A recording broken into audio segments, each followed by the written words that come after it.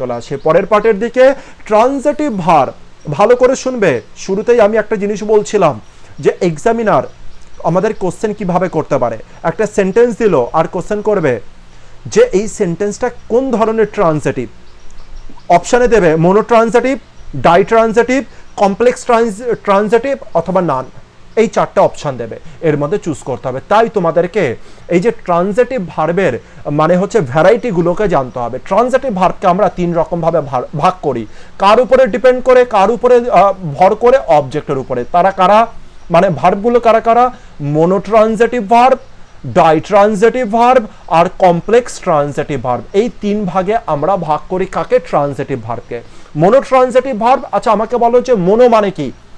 Mono মানে হচ্ছে single, die মানে কি? ডাই মানে ডবল, আর কমপ্লেক্স মানে জটিল। কমপ্লেক্সটা পরে আসছি আমি।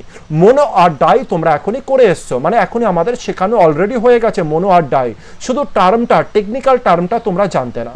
দেখো লেখা রয়েছে monotransitive verbs take a object. Monotransitive verb শুধুমাত্র একটি অবজেক্ট নেবে। মোনোট্রানজিটিভ ভার্ব শুধুমাত্র কি নেবে? একটি অবজেক্ট নেবে। আচ্ছা আমাকে এবার বলো, যদি একটি মাত্র অবজেক্ট নেয় তাহলে সেটা কোন ধরনের অবজেক্ট নেবে? তোমরা বলে যদি একটি অবজেক্ট নেয় তবে সেটা অবভিয়াস যে তারা ডাইরেক্ট অবজেক্টই নেবে। ক্লিয়ার হলো ব্যাপারটা? এর থেকে কি বুঝতে পারলাম? Monotransitive verbs take a direct object only. তাহলে মোনোট্রানজিটিভ ভার্ব তারাই যারা শুধুমাত্র একটি অবজেক্ট না, আর একটি অবজেক্ট কাকে হতে হবে? ডাইরেক্ট অবজেক্টকে হতে হবে। মোনোট্রানজিটিভ বুঝতে পেরেছি ব্যাপারটা? এক্সাম্পলে আসি, I wrote to books, I wrote what? I wrote what? তো তোমাদের সেন্টেন্সটা এরকম দিয়ে দিল, আই রোট টু বুকস।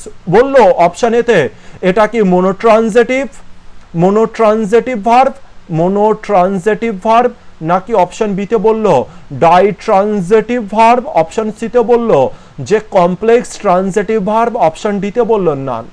কাকে চুজ করবে তুমি? তুমি বলো অপশন এ আমার কারেক্ট অ্যান্সার। কারণ আই রোট কি লিখছি? টু বুকস, এটা হোয়াটের দ্বারা কোশ্চেন করছে, আর একটাই অবজেক্ট, তার ডাইরেক্ট অবজেক্ট। যেহেতু একটাই অবজেক্ট আছে আর যেটা ডাইরেক্ট অবজেক্টকেই আমি কি বলছি? মোনোট্রানজিটিভ ভার্ব। তো এই যে রোট যেটা রয়েছে কে বলবো এখন, এই যে রোট যে রয়েছে কে আমি বলবো কি? Monotransitive verb. চলো আসি পরেরটা, I lifted what? The box.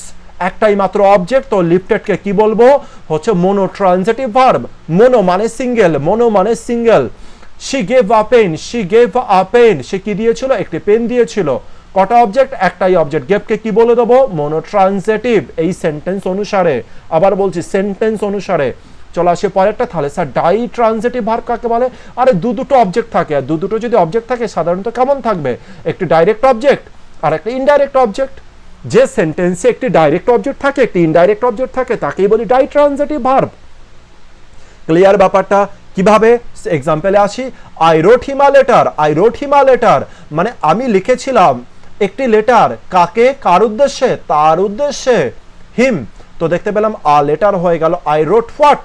What দ্বারা কোশ্চেন করে ডাইরেক্ট অবজেক্ট, কার জন্য লিখেছিলাম, কারকে পাঠিয়েছিলাম বা কার জন্য লিখেছিলাম? হিমের জন্য লিখেছিলাম। তাই এটা হয়ে গেল ইনডাইরেক্ট অবজেক্ট। তো ডাইরেক্ট অবজেক্ট আছে, ইনডাইরেক্ট অবজেক্ট আছে, কি বলবো একে? একে বলবো ডাইট্রানজিটিভ ভার্ব। রোটকে বলবো ডাইট্রানজিটিভ ভার্ব। অথবা যদি বলে কোন ধরনের সেন্টেন্স এটা, বলবো ডাইট্রানজিটিভ ভার্ব জাতীয় সেন্টেন্স এটা। দ্বিতীয় নম্বর সেন্টেন্সে, আচ্ছা এই সেন্টেন্সকে তুমি ঘুরিয়ে লিখতে পারতে? অবশ্যই লিখতে পারতাম। কি লিখতাম? I রোট a letter, I রোট a letter to him. আমি লিখেছি চিঠিটা কার জন্য? কার প্রতি? তার প্রতি। অথবা ফর হিম চাইলেও লিখতে পারতে, অসুবিধার কিছু নেই। I bought them some candy, I bought them some candy, আমি কিনেছিলাম, কি কিনেছিলাম? সাম ক্যান্ডি কিনেছিলাম। Direct object. কার জন্য কিনেছিলাম? তাদের জন্য কিনেছিলাম। Indirect object. বুঝতে পেরেছি? Direct indirect object. তাহলে একে কি বলবো? Ditransitive. I sent him a gift, I sent him a gift, তাহলে কি বললাম? I sent him a gift. একে আমি কিভাবে বলতে পারতাম? I sent a gift for him, I sent a gift for হিম। তাহলে এটা দেখতে পেলাম আ গিফট হয়ে গেল ডাইরেক্ট অবজেক্ট, আর হিম হয়ে গেল হচ্ছে আমাদের ইনডাইরেক্ট অবজেক্ট। ক্লিয়ার? তাহলে কোন ধরনের সেন্টেন্স? ডাইট্রানজিটিভ ভার্ব, এটা ডাইট্রানজিটিভ জাতীয় সেন্টেন্স। চলে আসি পরেরটা, পরের লাস্ট পার্ট, আর এটাই হয়ে যাবে সব থেকে ইম্পর্টেন্ট পার্ট, যেটা কিন্তু আমাদের খুব বেশি কনফিউজ করিয়ে দেবে আর খুব ইম্পর্টেন্ট একটা পার্ট, আর স্পোকেনের ক্ষেত্রেও কিন্তু খুব বেশি লাগবে, আন্ডারস্ট্যান্ডিং এর জন্য খুব সুন্দর। সেটা হচ্ছে তৃতীয় নম্বর পার্ট, কমপ্লেক্স ট্রানজিটিভ ভার্ব। খুব সিম্পল, কোনো কিন্তু চিন্তা করো না যে কমপ্লেক্স ট্রানজিটিভ, কমপ্লেক্স মানে জটিল, সুতরাং এটা জটিল একটা টপিক না, একদমই না, খুব সিম্পল আর খুব ভালো লাগার টপিক। চলো দেখি, আগে দেখি ডেফিনেশনটা কি লেখা আছে। লেখা আছে complex transitive verb is a verb. একটা কমপ্লেক্স ট্রানজিটিভ ভার্ব হলো এমন এক ধরনের ভার্ব দ্যাট যেটা রিকোয়ার্স, যেখানে প্রয়োজন হয় বোথ আর direct object and another object or an object complement. তাহলে দেখো বলছে যে এই কমপ্লেক্স ট্রানজিটিভ ভার্ব এমন একটা ভার্ব যেখানে দরকার বোথ, দুটো অবজেক্ট দরকার, আর দুটো অবজেক্ট কোন কোন, একটা তো ডাইরেক্ট অবজেক্ট তো শিওর শর্ট দরকার, ডাইরেক্ট অবজেক্ট তো হতেই হবে, আর একটা কি দরকার দেখি, ডাইরেক্ট অবজেক্টের সাথে আরেকটা কি দরকার, আরেকটা দরকার যে কোনো ধরনের একটা অবজেক্ট দরকার, আর সেই অবজেক্টটা কেমন ক্যাটাগরির হতে পারে, যে অবজেক্ট কমপ্লিমেন্ট ক্যাটাগরিরও কিন্তু হতে পারে। ভালো করে বুঝে কি বলতে চাইলাম, একটা সেন্টেন্স আছে, সাবজেক্ট বলে লিখি, কমপ্লেক্স ট্রানজিটিভ ভার্ব বসেছে, তারপরে ডাইরেক্ট অবজেক্ট বসেছে, আর তারপরে যেটা বসবে সেটা যে কোনো একটা অবজেক্ট বসবে, এরপরে যে কোনো একটা অবজেক্ট বসবে, হয় ডাইরেক্ট অবজেক্ট, হয় এখানে বসবে ডাইরেক্ট অবজেক্ট, না হলে ইনডাইরেক্ট অবজেক্ট, অথবা এরপরে কি বসতে পারে, অবজেক্ট কমপ্লিমেন্ট। অবজেক্ট কমপ্লিমেন্ট মানে এই যে অবজেক্ট রয়েছে এই অবজেক্ট সম্পর্কে এক্সট্রা বর্ণনা করবে। ক্লিয়ার হলো ব্যাপারটা? একে আমরা বলি কমপ্লেক্স ট্রানজিটিভ ভার্ব। এক্সাম্পলে বুঝবো, কোনো চিন্তা করো না। আচ্ছা, এই যে কমপ্লেক্স ট্রানজিটিভ ভার্বের যদি লিস্টগুলো জানতে হয়, কিছু লিস্ট আমি এখানে লিখে দিয়েছি, believe, consider, declare, elect, find, জাজ, keep, no, level, make, name, presume, pronounce, proof, rate, regard and think. তো এই সেন্টেন্স, এই যে ভার্বগুলো আছে এগুলোকে একটু দেখে নেবে।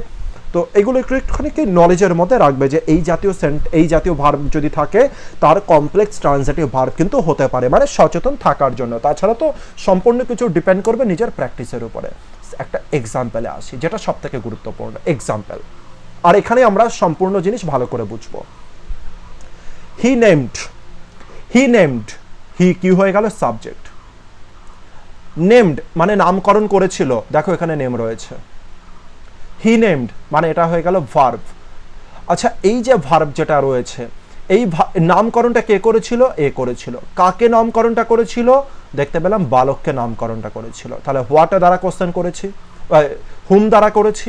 কাকে করেছিল, হুম দ্বারা যদি করি তবে একেই বলবো ডাইরেক্ট অবজেক্ট। তো আমার দেখো ডাইরেক্ট অবজেক্ট কমপ্লিট। ডাইরেক্ট অবজেক্টের পরে দেখতে পেলাম একটা কি রয়েছে, এই দা বয় সম্পর্কে এক্সট্রা একটা ইনফরমেশন রয়েছে। ডাইরেক্ট একটা কি রয়েছে, মানে হচ্ছে এই ডাইরেক্ট অবজেক্ট সম্পর্কে একটা এক্সট্রা ইনফরমেশন রয়েছে। কি রয়েছে, হিমেশ। হি নেমড, সে নামকরণ করেছিল। কাকে করেছিল, বালকটিকে। কি নামকরণ করেছিল, এক্সট্রা ইনফরমেশন দিচ্ছে। কি নামকরণ করেছিল, হিমেশ। মানে নামটা কি দিয়েছিল, হিমেশ। তো এই যে হিমেশ যে ওয়ার্ডটা রয়েছে, এই হিমেশ ওয়ার্ডটা কার সম্পর্কে এক্সট্রা ইনফরমেশন দিচ্ছে, এই বালক সম্পর্কে এক্সট্রা ইনফরমেশন দিচ্ছে, দা বয় সম্পর্কে দিচ্ছে। এই কারণে এই দা বয়ের কি হয়ে গেল, এটা হয়ে গেল কমপ্লিমেন্ট। আর তাই এই যে নেমড যেটা রয়েছে একে আমরা কি বলবো, complex transitive verb. Complex transitive verb মনে থাকবে, এর বাংলা মিনিং কি দাঁড়াচ্ছে, হি নেমড দা বয় হিমেশ, সে বালকটিকে নাম দিয়েছিল হিমেশ। আরো এক্সাম্পলে আসি। আচ্ছা, সবার প্রথমে আমি একটা সেন্টেন্স নিই যাকে আমি ট্রানজিটিভে রাখছি, আর এই ট্রানজিটিভকে আমি পরে কমপ্লেক্স ট্রানজিটিভে পরিণত করব। এতে কি হবে, তোমাদের বুঝতে আরো সুবিধা হবে। কিভাবে দেখি, প্রথম সেন্টেন্স আমি বললাম, মানে ডিফারেন্সটা বুঝতে সুবিধা হবে। আহমেদ একজন ব্যক্তির নাম, আর এটাই হয়ে গেল সাবজেক্ট। ফাউন্ড, তোমরা বলে যে স্যার ফাউন্ড কি এই লিস্টের মধ্যে আছে, আমি বললাম আছে। এই দেখো ফাউন্ড। আচ্ছা, এই লিস্টের মধ্যে যেগুলো আছে থাকা মানে কি সে কমপ্লেক্স ট্রানজিটিভ ভার্ব? একদমই নয়। কমপ্লেক্স ট্রানজিটিভ ভার্ব তখন হবে, এই ভার্বগুলো তো থাকবেই, প্লাস ডাইরেক্ট অবজেক্ট থাকবে, তার সাথে অ্যানাদার অবজেক্ট থাকবে, আর সেটা কার মতো কাজ করবে, অবজেক্ট কমপ্লিমেন্টের মতো কাজ করবে, তবে গিয়ে তাকে কমপ্লেক্স ট্রানজিটিভ ভার্ব আমরা বলতে পারবো। যেমন দেখো ফাউন্ড রয়েছে, তাহলে ফাউন্ডকে দেখার সাথে সাথে কি বলবো, কমপ্লেক্স ট্রানজিটিভ ভার্ব? একদমই না। দেখতে পেলাম যে আহমেদ ফাউন্ড দা প্রফেসর, আহমেদ খুঁজে পেয়েছিল কাকে, একটা প্রফেসরকে, সেই প্রফেসরকে, তো প্রফেসর কি হয়ে গেল, প্রফেসর হয়ে গেল ডাইরেক্ট অবজেক্ট। আর যেহেতু ডাইরেক্ট অবজেক্ট হয়ে গেল, আর এই ডাইরেক্ট অবজেক্টের পরে কি কোনো রকম অবজেক্ট রয়েছে বা অবজেক্ট কমপ্লিমেন্ট আছে, কোনো কিছু নেই, তাই একে কি ফাউন্ডকে এবার কমপ্লেক্স ট্রানজিটিভ ভার্ব বলতে পারো, তোমরা বললে না, তাহলে একে কি বলবে, ট্রানজিটিভ ভার্ব বলবে। কথা বুঝতে পেরেছি? দ্বিতীয় নাম্বার সেন্টেন্সে আসি, দেখো পুরো ক্লিয়ার হয়ে যাবে। কমপ্লেক্স ট্রানজিটিভ ভার্ব তাহলে কাকে বলি, আমি আবার ফাউন্ড দিয়েই করাচ্ছি যাতে পুরোপুরি ক্লিয়ার হয় ব্যাপারটা। আহমেদ সেই ব্যক্তিটাই, found the professor marvellous. Ahmed found the professor marvellous, তাহলে আহমেদ খুঁজে পেয়েছিল টিচারটাকে খুব ভালো, এটা কি মিনিং দাঁড়াচ্ছে? না না না, এটা মিনিং দাঁড়াচ্ছে না। আগে দেখি, আগে একটু স্ট্রাকচারকে দেখি। আহমেদ কি হয়ে গেল, সাবজেক্ট, ফাউন্ড হয়ে গেল ভার্ব, কাকে খুঁজে পেয়েছিল, দা প্রফেসরকে, কাকে খুঁজে পেয়েছিল, প্রফেসরকে, হুম দ্বারা কোশ্চেন করছে, তাই এটা ডাইরেক্ট অবজেক্ট হয়ে গেল। এবার দেখো ডাইরেক্ট অবজেক্টের পরে মার্ভেলাসটা কি, এই প্রফেসর সম্পর্কে কমপ্লিমেন্ট করছে এটা, তাহলে এটা কি হয়ে গেল, অবজেক্ট সম্পর্কে কমপ্লিমেন্ট করছে, তাই একে বলা হয় অবজেক্ট কমপ্লিমেন্ট। কি বলা হয় একে, অবজেক্ট কমপ্লিমেন্ট। তাহলে ফাউন্ড একটা ভার্ব যার পরে ডাইরেক্ট অবজেক্ট আছে, আবার ডাইরেক্ট অবজেক্টের কমপ্লিমেন্টও আছে। এবার বলো ফাউন্ডকে তুমি কি বলবে, তুমি বললে ফাউন্ডকে এবার আমি বলবো যে হচ্ছে complex transitive verb, complex transitive verb. আচ্ছা স্যার, তাহলে দুটো সেন্টেন্সের মিনিং এর মধ্যে কোনো তফাৎ আছে? চলো মিনিং এর তফাৎ খোঁজার বার করি, মিনিং এর তফাৎ আছে কিনা খোঁজার চেষ্টা করি। আহমেদ ফাউন্ড, আহমেদ ফাউন্ড হুম, আহমেদ খুঁজে পেয়েছিল কাকে, প্রফেসরকে। প্রথম সেন্টেন্সের মিনিং হচ্ছে আহমেদ খুঁজে পেয়েছিল সেই প্রফেসরকে। সাপোজ আহমেদ একটা প্রফেসরকে খুঁজছিল যার কাছে সে পড়ার ইচ্ছা, তো আহমেদ খুঁজে পেয়েছিল সেই প্রফেসরটাকে, খুঁজে পেয়েছে, এবার সে পড়া শুরু করেছে। দ্বিতীয় নম্বর সেন্টেন্সে আসে, Ahmed found the professor marvellous. এর মানে কি, ফাউন্ড মানে কি খুঁজে পেয়েছিল? না না না, এখানে খুঁজে পেয়েছিল নাই, এর মানে হচ্ছে আহমেদ প্রফেসরকে, আহমেদ প্রফেসরকে, সেই প্রফেসরকে পেয়েছিল মার্ভেলাস হিসাবে। মানে আহমেদ ওই প্রফেসরকে খুব ভালো করে চিনেছে, বুঝেছে, আর তারপরে দেখেছে যে এই প্রফেসরটা খুবই ভালো ক্যাটাগরির, তাই সে কি বলছে, আহমেদ ফাউন্ড, আহমেদ পেয়েছিল, আহমেদ খুঁজে পেয়েছিল ওর মধ্যে গুণটা, মানে আহমেদ পেয়েছিল, কি পেয়েছিল, প্রফেসরটিকে কেমন, মার্ভেলাস। বুঝতে পেরেছি? এটা তো খুঁজে পাওয়া, এটা তো খুঁজে পাওয়া, আর এটা হচ্ছে প্রফেসরকে পাওয়া, প্রফেসরের গুণাবলীকে পাওয়া, প্রফেসর সম্পর্কে এক্সট্রা নলেজ পাওয়া। ক্লিয়ার হলো এই ফাউন্ডের মিনিং, আর এই ফাউন্ডের মিনিং কিন্তু টোটালি আলাদা হয়ে গেল। এই ফাউন্ডের মিনিং খুঁজে পাওয়া, আর এই ফাউন্ড পাওয়া। ক্লিয়ার? আরো আরেকখানে সেন্টেন্স আসি, তবে আরো ক্লিয়ার হবে। বলছে কার্লোস, কার্লোস হচ্ছে একজন ব্যক্তির নাম। কনসিডার দ্য ম্যাটার, কার্লোস বিবেচনা করেছিল সেই ম্যাটারটা নিয়ে, সেই বিষয়টা নিয়ে। Carlos consider the matter, Carlos বিবেচনা করেছিল সেই বিষয়টা নিয়ে। এবার দেখি দ্বিতীয় নাম্বার সেন্টেন্সে কি আছে। তো এটা বুঝতে পারছি, Carlos considered what, the matter, তাহলে এটা হয়ে গেল ট্রানজিটিভ ভার্ব, এটা হোয়াট দ্বারা রয়েছে তাই ডাইরেক্ট অবজেক্ট। তারপরে রয়েছে Carlos considered the matter a waste of time. Carlos consider করেছিল ওই ম্যাটারটাকে, কেমন করেছিল, কেমন কনসিডার করেছিল, a waste of time. Waste of time কার সম্পর্কে বলছে, ওয়েস্ট অফ টাইম বলছে দা, ওয়েস্ট অফ টাইম বলছে দা ম্যাটার সম্পর্কে। ক্লিয়ার হলো ব্যাপারটা? আর দা ম্যাটার সম্পর্কে কে বলছে, দা ওয়েস্ট অফ টাইম, ম্যাটারটা কেমন, কার্লোস পেয়েছিল ম্যাটারটাকে কেমন, ওয়েস্ট অফ টাইম। এই ম্যাটারটাকে, এই ম্যাটারকে হ্যান্ডেল করা, এই ম্যাটারকে হ্যান্ডেল করা হচ্ছে ওয়েস্ট অফ টাইম। এটা কে পেয়েছিল, কার্লোস। ক্লিয়ার হলো? আর কার্লোস এখানে প্রথম সেন্টেন্সে কি করেছিল, কনসিডার করেছিল, বিবেচনা করেছিল ওই ম্যাটার সম্পর্কে। কিন্তু দ্বিতীয়তে কমপ্লেক্স ট্রানজিটিভ তখনই হয়ে গেল যখন ম্যাটারের পরে আরো আরেকটা অবজেক্ট আছে, বা বলতে পারো আরো আরেকটা অবজেক্টের কমপ্লিমেন্ট আছে।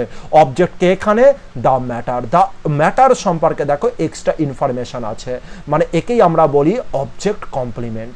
তাই এই যে কনসিডার যে ভার্বটা হয়ে গেল, একে আমি কি বলবো, কমপ্লেক্স ট্রানজিটিভ ভার্ব।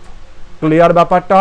যদি এই পর্যন্ত বুঝতে পারি তো পরের সেন্টেন্সটাকে খুব ভালো করে বুঝতে হবে। এখনো পর্যন্ত কি বুঝলাম, কমপ্লেক্স ট্রানজিটিভ ভার্বে দেখতে পেলাম যে কমপ্লেক্স ট্রানজিটিভ ভার্ব তারাই যারা, সেই সমস্ত ভার্বই যারা তার পরে ডাইরেক্ট অবজেক্টকে তো নেবেই, প্লাস আরো আরেকটা অবজেক্টকে নেবে। সেটা যে কোনো ধরনের অবজেক্ট হতে পারে, অথবা কে হতে পারে, অবজেক্ট কমপ্লিমেন্ট হতে পারে, সেই যে অবজেক্ট ডাইরেক্ট অবজেক্ট যেটা রয়েছে তার কমপ্লিমেন্ট হতে পারে। ক্লিয়ার? সেন্টেন্সগুলো আমরা দেখলাম, এরপরে আসবো পরের সেন্টেন্সে। মানে এমন ভার্ব যার পরে অবজেক্ট তো থাকছেই, সেই অবজেক্ট সম্পর্কে যেন এক্সট্রা ইনফরমেশন থাকে। পরের সেন্টেন্স, তোমাদের কাজ হচ্ছে এই সেন্টেন্সের শুধু মিনিংটা বলে দেওয়া। আর এই যে ফাউন্ড রয়েছে, এই ফাউন্ডটা কি, কোন ক্যাটাগরির verb? I found Rakesh a good wife. I found Rakesh a good wife. এরকমই একটা সেন্টেন্স আমরা আগেরটাই করেছিলাম। কি করেছিলাম একটু দেখি। আহমেদ ফাউন্ড দা প্রফেসর মার্ভালাস, মানে হচ্ছে আহমেদ প্রফেসরটাকে খুঁজে পেয়েছিল খুব ভালো। আহমেদ প্রফেসরটাকে খুঁজে পেয়েছিল খুবই সুন্দর ক্যাটাগরি, মানে যার সমস্ত কিছু খুব ভালো। বুঝতে পেরেছি? তাহলে এই যে প্রফেসর সম্পর্কে এক্সট্রা ইনফরমেশন এটাই দেওয়া আছে, তাই আমি ফাউন্ডকে কি বলেছিলাম, কমপ্লেক্স ট্রানজিটিভ ভার্ব। এবার এর মিনিংয়ে চলে আসি। আই ফাউন্ড রাকেশ, আমি রাকেশকে পেয়েছিলাম। কেমন পেয়েছিলাম? যে সে হয় একটা ভালো ওয়াইফ, সে হয় একজন ভালো বউ। আরে আমি রাকেশকে পেয়েছিলাম একজন ভালো বউ, খুব কেমন একটা গরমিল লাগছে। রাকেশ তো ছেলে, তাহলে রাকেশ কি করে বউ হতে পারে? রাকেশ কি করে বউ হতে পারে? এটা তো ভয়ানক ব্যাপার। তার মানে এটা তো এই যে রাকেশ যে রয়েছে, এই যে রাকেশ যে অবজেক্ট রয়েছে, এই অবজেক্টের কি এ গুড ওয়াইফ কি কমপ্লিমেন্ট? আমার তো মনে হচ্ছে না। রাকেশের তো কমপ্লিমেন্ট নয়। কেন কমপ্লিমেন্ট নয়? কারণ রাকেশ একজন ছেলে, সে কি করে একজন ওয়াইফ হতে পারে, ভালো ওয়াইফ হতে পারে? এটা যদি লেখা থাকতো I found Rakesh a good husband, হতে পারতো অবশ্যই। আই ফাউন্ড রাকেশ, আমি রাকেশকে পেয়েছিলাম একজন ভালো হাজবেন্ড হিসাবে। সাপোজ আই মানে তুমি একজন মেয়ে, মানে তুমি রাকেশের ওয়াইফ। ভেবে নাও তুমি রাকেশের ওয়াইফ, তুমি কি বলছো? I found Rakesh a good husband, আমি রাকেশকে পেয়েছিলাম একজন ভালো স্বামী হিসাবে। খেলা বুঝতে পেরেছো ব্যাপারটা? কিন্তু এখানে রাকেশ তো ছেলে, রাকেশকে তুমি কিভাবে মেয়ে হিসাবে, কিভাবে বউ হিসাবে পাবে? তুমি বলো তাহলে তো গরমিল আছে, তাহলে তো কিছু অন্য ভাবতে হবে। কি ভাবা যেতে পারে? চলো বুঝি এবার। আমি বললাম যে সেন্টেন্সটাকে যদি আমি একটু অন্যরকম ভাবে ভাবি, আই ফাউন্ড, আমি খুঁজে পেয়েছিলাম। কি খুঁজে পেয়েছিলাম? গুড ওয়াইফ খুঁজে পেয়েছিলাম। কি খুঁজে পেয়েছিলাম? হোয়াটের অ্যান্সার দিলাম। I found what? Good wife. কার জন্য খুঁজে পেয়েছিলাম? রাকেশের জন্য খুঁজে পেয়েছিলাম। হোম দ্বারা কোশ্চেন, ফর হোম। তাহলে তো ব্যাপারটা পুরোপুরি চেঞ্জ হয়ে গেল। I found a good wife for home, for Rakesh. Actually ব্যাপারটা কেমন লেখা ছিল দেখি। আই ফাউন্ড, তবে দেখো পুরো ক্লিয়ার হয়ে যাবে, আর আসল সৌন্দর্য ইংলিশের এবার পেয়ে যাবে তোমরা। I found a good wife for Rakesh. I found a good wife for Rakesh. এবার দেখো এই সেন্টেন্সের মিনিং তোমরা করতে পারছো কিনা। তোমরা বলে এবার তো পাচ্ছি মিনিংটা, এবার মিনিং ক্লিয়ার হচ্ছে। আমি পেয়েছিলাম একটা ভালো ওয়াইফ, কার জন্য? রাকেশের জন্য। আর এবার মিনিং ক্লিয়ার হলো। আর আমি কি বলেছিলাম? এই যে ডাইরেক্ট অবজেক্ট আর ইনডাইরেক্ট অবজেক্টের কথা মনে করো। আমি বলেছিলাম এই গুড ওয়াইফ এখানে কি হয়ে গেল? Direct object. আর এই যে রাকেশ রয়েছে সেটা রয়েছে ইনডাইরেক্ট অবজেক্ট। তুমি চাইলে ইনডাইরেক্ট অবজেক্টকে ডাইরেক্ট কি করতে পারো? তুমি একেবারে ভার্বের পরে লিখতে পারো। সেরকম ভাবে এখানে লেখা আছে, দেখো ফাউন্ডের পরে এই রাকেশ লেখা আছে, মানে ইনডাইরেক্ট অবজেক্ট এখানে লেখা আছে। তারপরে এই গুড ওয়াইফকে কোথায় লেখা আছে? এখানে লেখা আছে। খেলা কিছু বুঝতে পেরেছো? এই যে কতটা ডিপের ব্যাপার, একটু ভাবো এবার।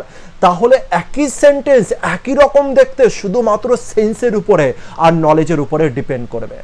ক্লিয়ার ব্যাপারটা? তাহলে এই যে সেন্টেন্স ছিল, এখানে যে ভার্বটা ছিল, এটা কেমন ধরনের ভার্ব? এটা বলবে die transitive verb. Die transitive verb, কারণ এর ডাইরেক্ট অবজেক্টকে নিয়েছে, ইনডাইরেক্ট অবজেক্টকে নিয়েছে। এটা কিন্তু কমপ্লেক্স নয়। এটা কমপ্লেক্স হতে পারতো তখন যদি এটা ওয়াইফ না থেকে, যদি এটা হাজবেন্ড থাকতো, তবে এটা হতে পারতো। ক্লিয়ার ব্যাপারটা? চলো আমি এর পরের সেন্টেন্সে আসি। এটাই হবে আজকে লাস্ট। আর খুব ভালো করে লাস্ট সেন্টেন্সটা বুঝে উত্তর দেবে। এতক্ষণ পর্যন্ত যা যা বললাম তার উপরে ডিপেন্ড করে। I found Ranjan De. রঞ্জন দে একজনের নাম। I found Ranjan De a good teacher. I found Ranjan De a good teacher. বলো ফাউন্ডটা এখানে কি? ফাউন্ডটা কি ডাইট্রানজিটিভ ভার্ব নাকি কমপ্লেক্স ট্রানজিটিভ ভার্ব? আচ্ছা, আমি যদি এরকম ভাবি যে আমি ফাউন্ড মানে পেয়েছিলাম রঞ্জন দেকে একজন ভালো টিচার হিসাবে, এটা কি হতে পারে? আরে অবশ্যই হতে পারে। I found Ranjan De a good teacher, আমি পেয়েছিলাম রঞ্জন দেকে একটি ভালো টিচার হিসাবে, হতে পারে। আরে 100% হতে পারে। হতে পারে কি না? সাপোজ তুমি কার কাছে পড়ো? রঞ্জন দের কাছে পড়ো। অথবা তোমার সন্তান হয়েছে, তুমি নিজের সন্তানকে কার কাছে পড়তে দিয়েছো? রঞ্জন দের কাছে। আর রঞ্জন দে তোমার সন্তানকে খুব ভালো করে পড়ায়, তুমি কি বলবে? I found Ranjan De a good teacher, আমি পেয়েছিলাম রঞ্জন দেকে খুব ভালো টিচার হিসাবে, আমি রঞ্জন দেকে একটা খুব ভালো টিচার হিসাবে পেয়েছিলাম। এটার মিনিং দাঁড়াচ্ছে এটা। তাহলে ফাউন্ডকে আমি কি বলতে পারি? এই ফাউন্ডকেই আমি বলতে পারি কমপ্লেক্স ট্রানজিটিভ ভার্ব। এই ফাউন্ডকে আমি কি বলতে পারি? Complex transitive verb. আচ্ছা, তোমাদের মধ্যে এবার অনেকেই বলতে পারে, আচ্ছা স্যার যদি আমি একটু ঘুরিয়ে বলতাম কথাটা, আমি যদি ঘুরিয়ে বলতাম I found a good teacher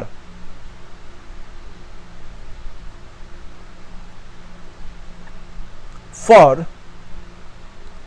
Ranjan দে, এবার কি হবে? এবার কি মিনিং দিচ্ছে? তোমরা বলে মিনিং দিচ্ছে স্যার এখানেও।